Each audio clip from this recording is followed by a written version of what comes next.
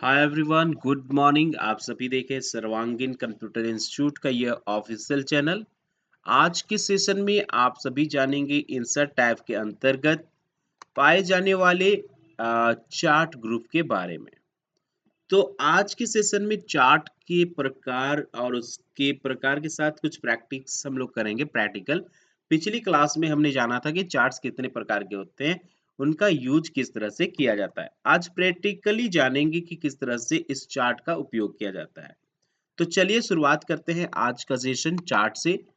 सबसे पहले मैं चाहूंगा कि आप सभी अगर अपना लैपटॉप ओपन नहीं किए तो प्लीज अपना लैपटॉप ओपन कर लें और साथ साथ में आप प्रैक्टिस करें ताकि आपको बेहतर तरीके से समझ में आ सके। साथ में मैं चाहूंगा कि अगर आप सभी लैपटॉप आपके पास नहीं है तो आप सभी क्या करेंगे, डायरी और कॉपी कलम आप लेकर बैठे ताकि जो भी स्टेप मैं बताऊं उससे आप फॉलो करें और आसानी से आगे जाकर कभी भी प्रैक्टिकल करें तो आपको समझ में आए। तो चलिए शुरुआत करते हैं आज कॉलम चार्ट के माध्यम से। कॉलम चार्ट से पहले हम आपको थोड़ा-सा थ्योरी दिखाना चाहेंगे, जो मैंने पिछली क्लास में बताया था। तो चलिए हम लोग पीपीटी की ओर चलते हैं और जानते हैं कि कॉलम चार्ट होता क्या है।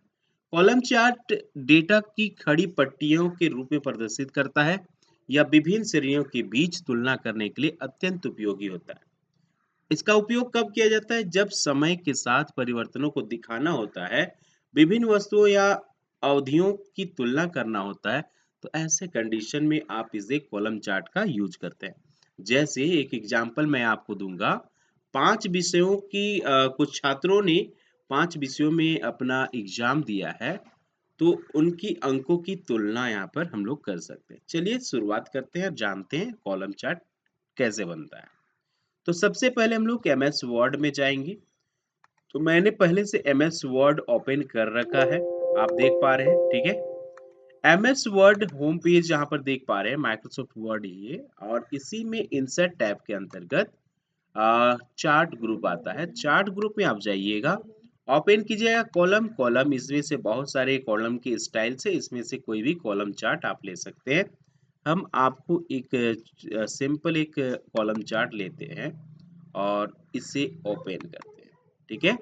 हमने यहाँ पर कॉलम चार्ट ओपन कर लिया है और यहाँ पर देखिए कैटेगरी और सीरीज लिखा हुआ है। तो कैटेगरी में हम लोग लिखेंगे क्लास 1 2 3। एक मिनट, कैटेगरीज। कैटेगरीज में हम लोग स्टूडेंट के नाम लिखेंगे, ठीक है। जैसे राकेश,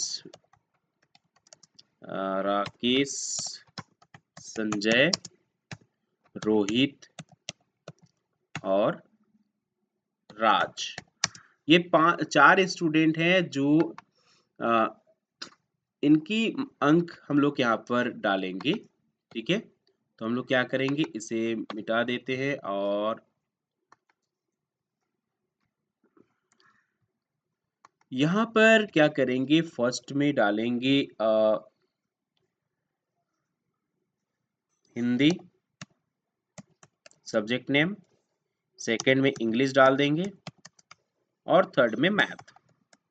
हम यहाँ पर आपको 3 ही सब्जेक्ट का तुलना करके बताने जा रहे हैं। हमने यहाँ पर 3 सब्जेक्ट डाल दिया है। राकेश हिंदी में 45 मार्क्स लाया है अ, और संजय 65 है और रोहित का यहाँ पर 70 है और साथ साथ में राज का जो है राज का मार्क्स है आपका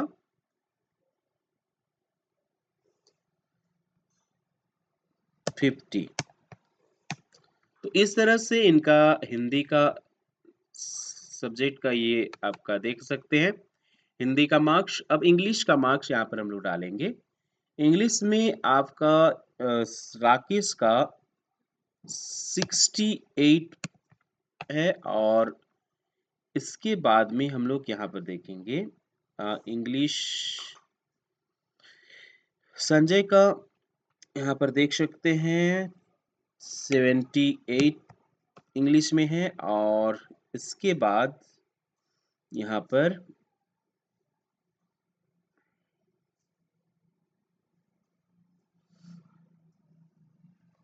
संजय रोहित, रोहित का 64 और ये रहा राज का, राज का हम लोग लिख देते हैं यहाँ पर 60 नंबर इंग्लिश में लाया है। तो इस तरह से राज का भी हम लोग यहाँ पर फिल कर लिए। अब मैथ में हम लोग जाते हैं और मैथ भी यहाँ पर डालते हैं नंबर्स। मैथ में यहाँ पर राकेश 80 लाया है, संजय 85 लाया है और यहाँ पर रोहित का मार्क्स है 90 और राज का मार्क्स भी है आपका 80। तो इस तरह से हमने तीनों का क्या किया, तीनों का हमने यहाँ पर सब्जेक्ट डाल दिया है, ठीक है।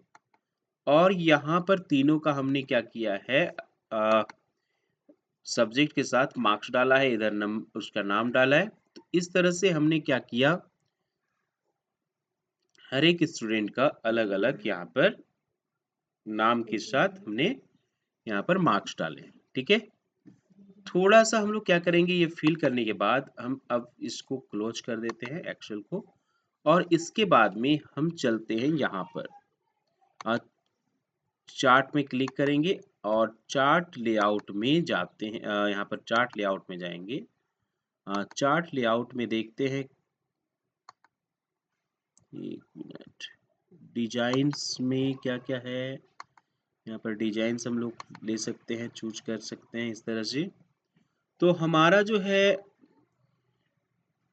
मैथ 80, इंग्लिश 60 और इस तरह से यहाँ पर दिखाई दे रहा है, ठीक है। हम लोगों का यहाँ पर हम चाहते हैं कि ये, एक मिनट, कुछ ऐसा डिजाइन देखना चाहते हैं जो और बेहतर हो सके। तो यहाँ हम लोग एक्सिस फॉर्मेट,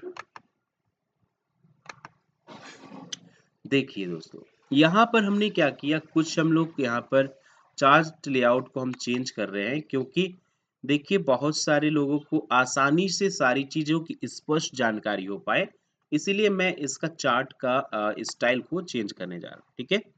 यहाँ पर हम लोग इस तरह से डाल सकते हैं, ठीक है। इस तरह से अगर आपको चाहिए कि इसका चार्ट के नीचे उसका नंबर मार्क्स यहाँ पर नीचे लिखा हुआ हो तो आप इस तरह से दिखा सकते हैं, ठीक है। साथ ही साथ अगर आपको इसी ग्राफ में उसका नंबर दिखाई दे तो उसके लिए आप यहाँ से इस तरह का चूज कर सकते हैं, ठीक है। तो यहाँ पर बहुत तरह के ऑप्शंस है, आप जिस तरह का आप चाहो उस तरह से यहाँ पर कर सकते हो, ठीक है। तो हम चाहते हैं कि सभी में ये चीज दिखाई दे।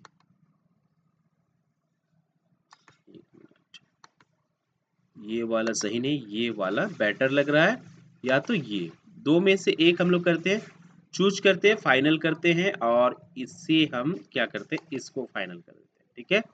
तो इस तरह से हमने क्या किया, ये वाला फाइनल कर दिया और ये मेरा चार्ट बन गया है। हम पेज लेआउट में जाएंगे और पेज कलर को हम लोग ब्लैक कर देंगे। इस तरह से हमारा ग्राफ रेडी है। आप देख पा रहे हैं कि इस तरह से हमारा ग्राफ बन चुका है और ग्राफ का layout, design, format, layout format इसका ब्लैक कलर देखते हैं।